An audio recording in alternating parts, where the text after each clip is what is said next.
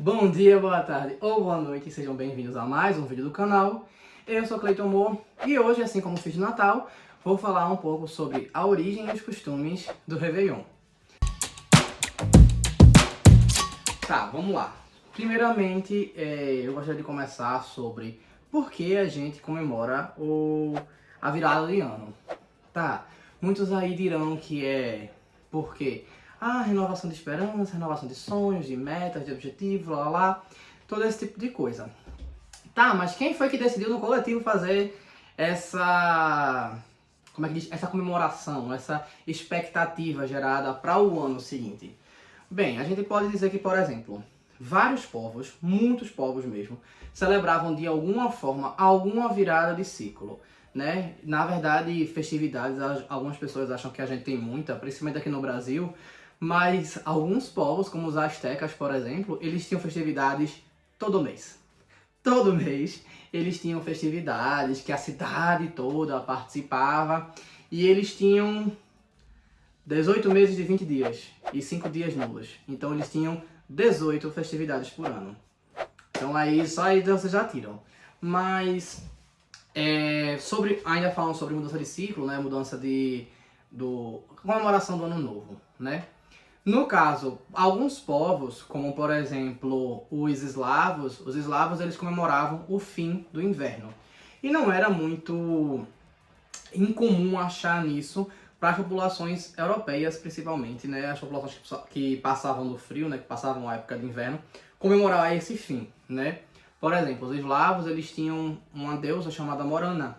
E essa deusa ela era representada como uma bonequinha, eles faziam uma bonequinha dela, e quando o inverno chegava, eles espancavam essa boneca, eles faziam e espancavam essa boneca para dizer: vá-se embora, saia daqui!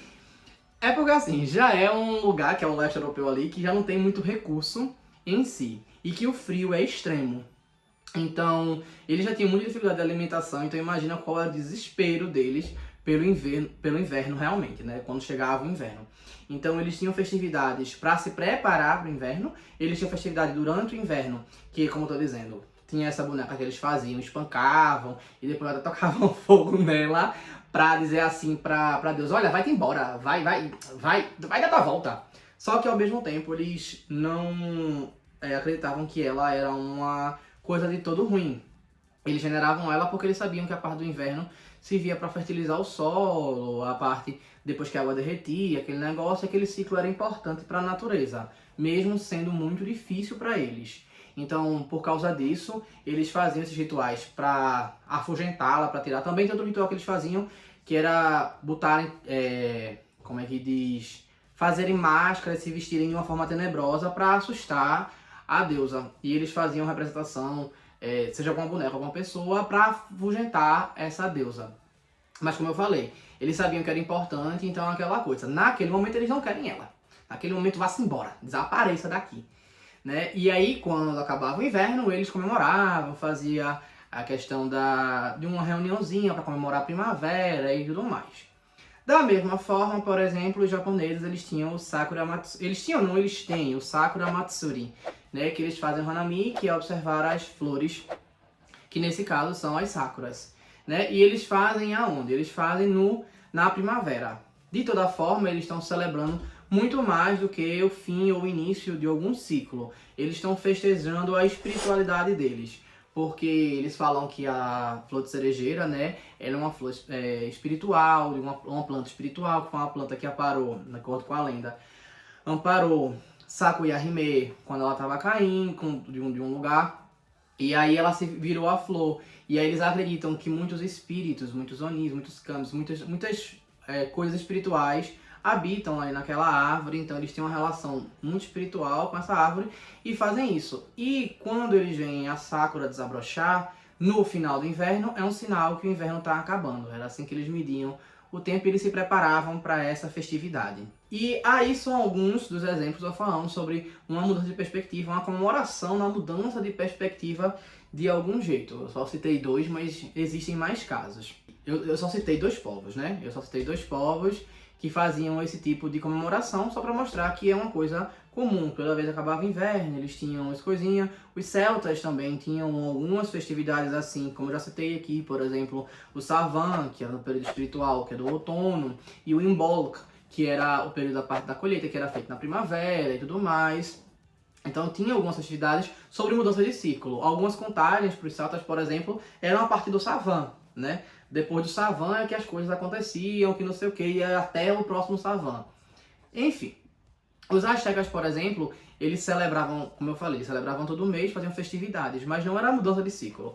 A mudança de ciclo para eles, na realidade, é quando acabava de fato o século. Porque assim, eu falei, eles têm 18 meses de 20 dias e 5 dias nulos. Aqueles 5 dias nulos, quem nascesse era considerado como amaldiçoado, algumas coisas contra a lei meio que eram permitidas ali naqueles 5 dias, eram uns dias tensos, bem tenebrosos e tudo mais, e depois a começar a fazer outra coisinha. Não tinha festividade nesse momento. Mas, de toda forma, era muito de ciclo. Só que eles tinham uma festividade que eles faziam a cada 52 anos. Porque eles consideravam que o século deles, né, o que pra gente tem impacto de século, pra eles, que é o ciclo, mudava a cada 52 anos. E aí eles apagavam a luz de toda a cidade durante a noite, iam em peregrinação até um monte. Quando chegavam nesse monte, realizavam um sacrifício e acendiam... Essa parte é pesada, tá? E acendiam uma chama no coração, literalmente no coração do sacrificado. E esperavam, como é que diz? O carrasco lá que fez a coisinha, né? Ele esperava um sinal dos céus para saber se o próximo século seria bom, se o mundo ia acabar, porque como eles acreditavam que tinham que fazer o sacrifício para o sol nascer, e eles faziam esse ritual à noite, eles ficavam esperando uma notícia a respeito disso. E será que vai ter? Será que não vai ter? Não sei o quê.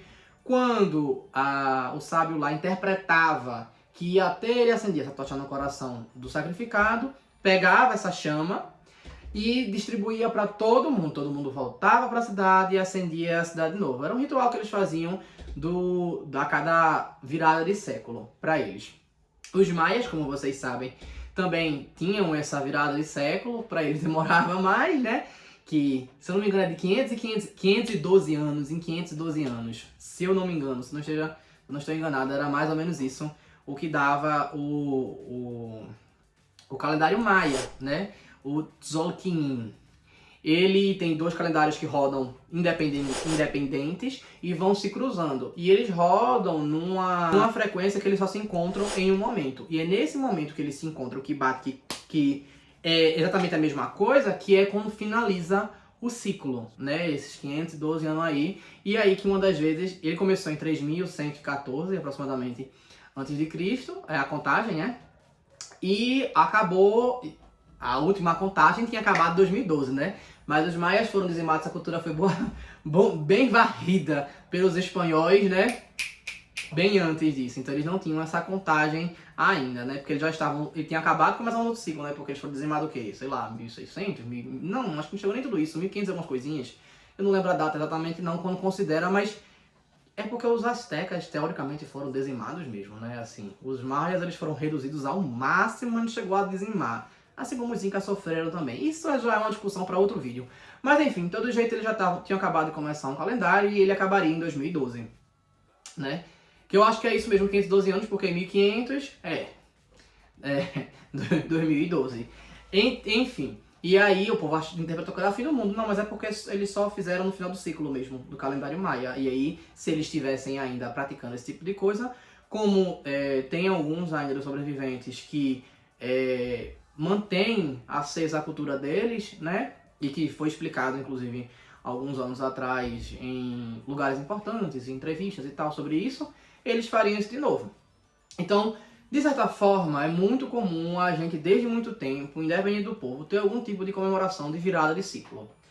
Então, só que aí o que acontece? Como é que foi que começou de verdade? Tá, o que começou de verdade, vamos pensar assim.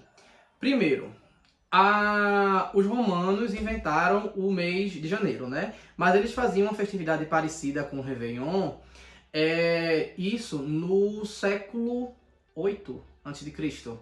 Século 8 a.C., eles faziam uma festividade, e isso com o tempo foi agregando, a gente foi trazendo várias coisas, vários conceitos de outros povos e tudo mais, e foi disseminando, juntando, assim como foi o Natal.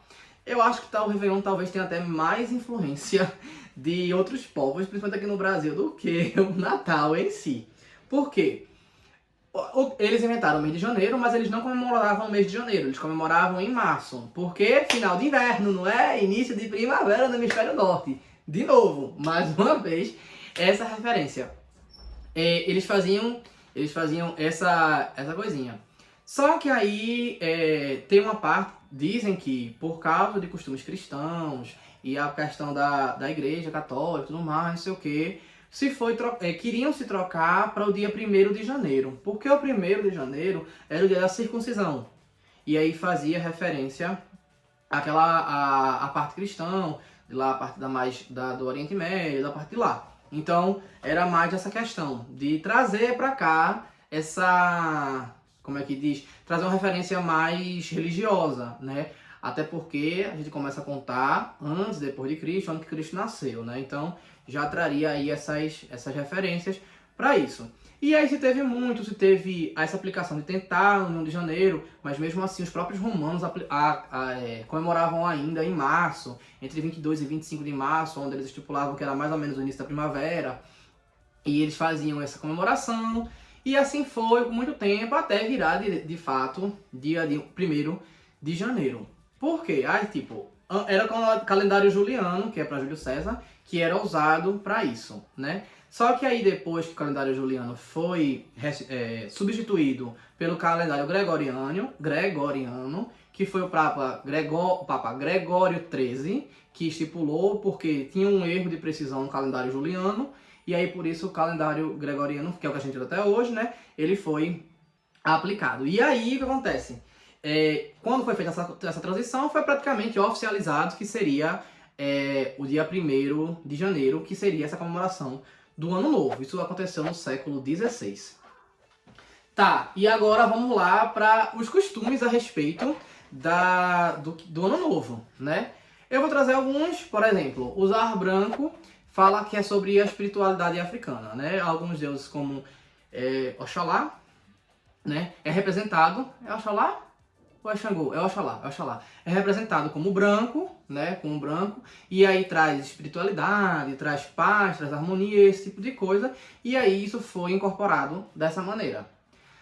A questão de pular as 7 ondas, a gente também disse que é um costume africano, que os africanos acreditavam que o 7 era o número espiritual. Mas isso aí não só os africanos, né? A gente tem vários lugares falando que o 7 é um número espiritual. E por que as ondas? As ondas é por causa de Iemanjá. Porque Iemanjá é a deusa que concede as coisas, é a deusa que, vamos dizer assim, é a deusa que representa a maternidade, a deusa que dá as coisas boas. E existe até um conto que fala que Iemanjá criou as ondas do mar para devolver as poluições que os seres humanos colocavam no mar. Eu acho muito massa. Esse conto eu acho muito massa. E aí você pular essas 7 ondas seriam como se espiritualizar da energia de Iemanjá, né? Para ter coisas boas para você. A questão da Romã foram os fenícios que levaram para a Mesopotâmia e de lá foi disseminando, né? A questão das sementes, colocar semente até na carteira, esse tipo de coisa para trazer prosperidade. Sempre associados ao que? A fartura, que como é um negócio muito antigo, é sobre colheita, né? Então muitas coisas vão ter a respeito disso. Por exemplo, as uvas. Tem gente que é chupados e uvas na virada, passa-te uvas. Porque os espanhóis, né? Acho que são espanhóis, eles acreditavam que, são espanhóis mesmo, eles acreditavam que para cada uva que você fazia nesse processo e guardasse o caroço, ia ser um ano do mês, do ano. Nem, tô até confundida. Eita, um mês do ano. Eita, Paulo, que tá ao contrário. Um mês do ano de prosperidade. Então fazia isso com 12. As nozes que são comidas eram para representar a resistência da comida, da coisinha. Nozes e oleaginosas. Esse costume foi de quem? Árabe. Sempre de um povo que não tinha muita comida, né? Assim, muita variedade. Então ia pegar isso. A questão do bacalhau é um costume mais português, né? Por questões de nadar para frente, enquanto a galinha se escapa atrás, né? Enfim, então por esse costume assim. esse tipo de coisa.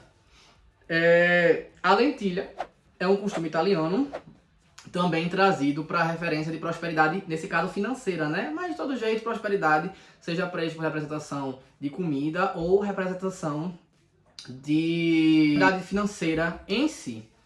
Aí, a outra que eu vou trazer, que eu acho muito legal, é a questão dos fogos de artifício. E por que os fogos de artifício?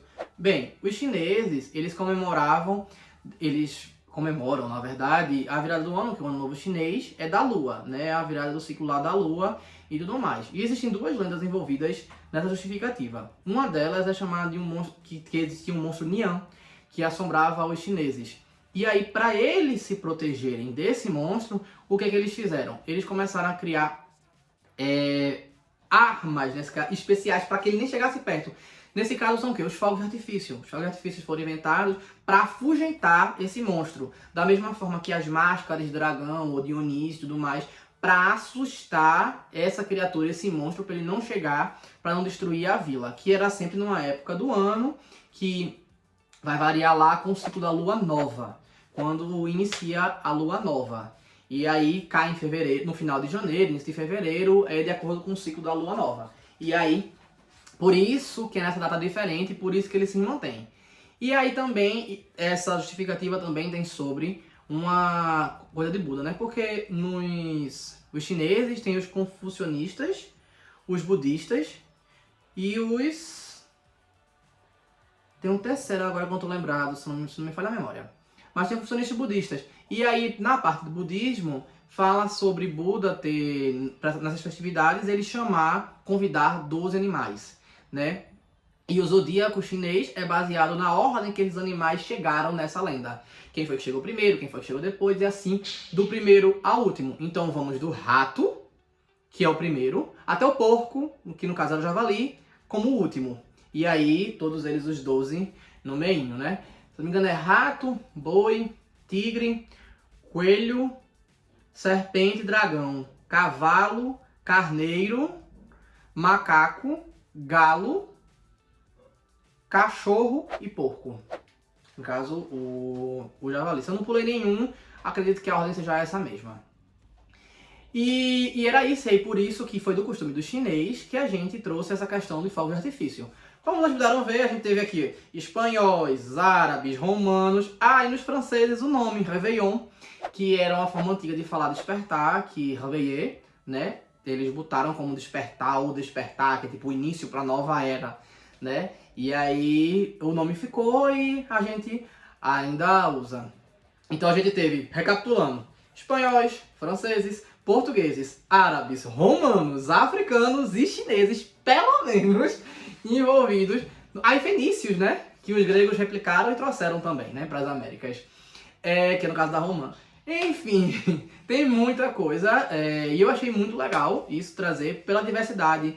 Eu acho, assim como o Natal, que é uma festividade que se você parar para entender essas origens, você vai ver que é a união dos povos. E eu acho que isso que deveria levar em consideração nesses momentos. Então, talvez por isso a gente leve em consideração que as festividades do final do ano, elas não só terminam um ciclo, mas elas apelam para lembrar a humanidade sobre o que é união, sobre estar junto, sobre respeitar o outro. Enfim, é isso. Esse vídeo ficou super longo, eu achei que ia ficar menor. Espero que tenham gostado. Curtam, comentem, compartilhem e se inscrevam no canal, por favor. Valeu!